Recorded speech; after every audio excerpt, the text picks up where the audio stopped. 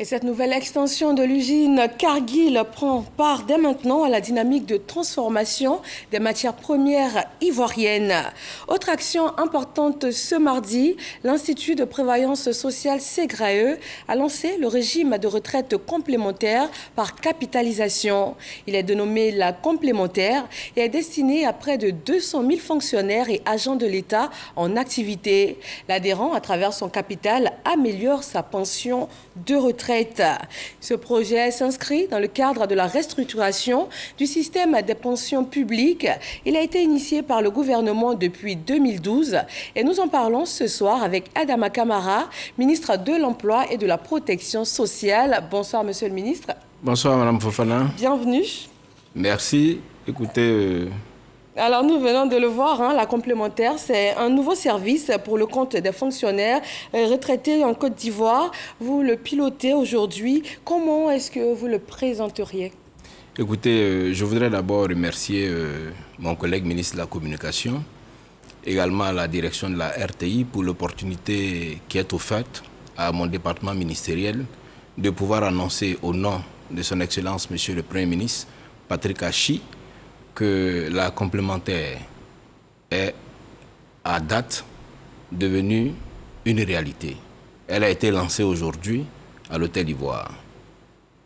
La complémentaire, comme vous le disiez tantôt, est un système d'épargne à consommation différée et sécurisée, qui est constitué par le fonctionnaire et l'agent lui-même, de sorte qu'il est maître de sa situation au moment où il ira à la retraite. Il est bon, madame Fofana, de rappeler que la complémentaire est le fruit de réformes initiées par son Excellence, Monsieur le Président de la République, lorsqu'il a accédé à la magistrature suprême. Il est aussi bon de rappeler qu'avant cette réforme, le Président de la République, lorsqu'il était Premier ministre, il avait déjà initié des réformes pour assainir la gestion des institutions de prévoyance sociale. C'est ce qui a donné lieu à la signature du traité instituant le CIPRES à Abidjan en 1993.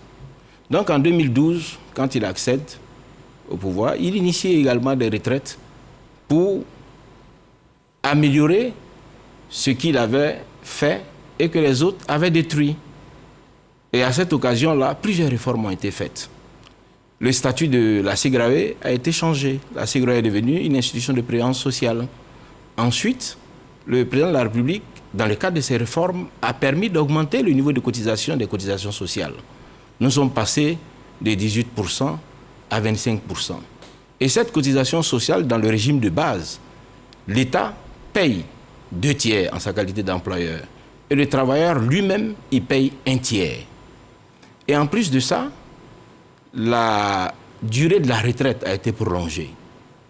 Nous sommes passés de 55 ans à 60 ans pour certains, voire 65 ans pour d'autres. Et la retraite complémentaire est le dernier maillon de cette réforme-là, qui permettra aux fonctionnaires et agents de l'État d'avoir une meilleure vie lorsqu'ils iront à la retraite.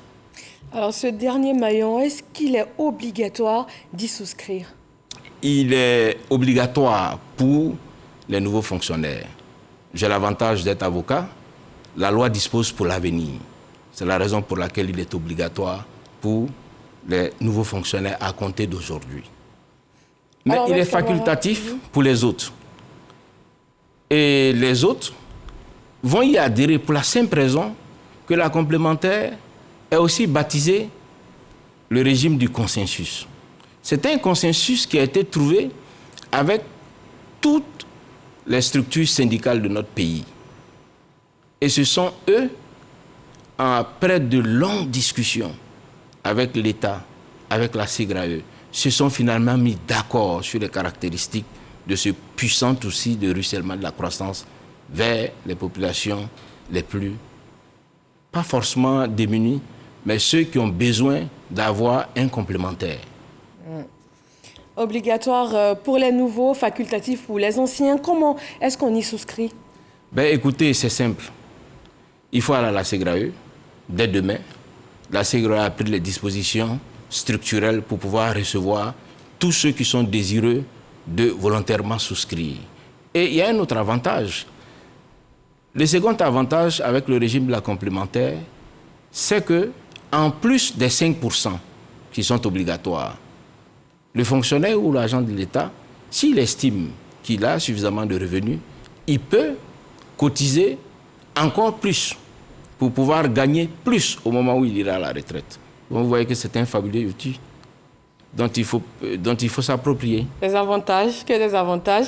Alors on va vous laisser nous donner plus en détail tous les avantages pour qu'on puisse mieux comprendre cette complémentaire. Écoutez, Madame Fofana, le plus grand avantage pour le fonctionnaire et agent de l'État, avec l'avènement de la complémentaire, c'est la possibilité pour lui d'être celui-là même qui fait en sorte qu'au moment où il va à la retraite, il est suffisamment cotisé selon ses facultés financières. Et ça, c'est inédit. C'est la première fois en Afrique subsaharienne que ce régime est mis en vigueur.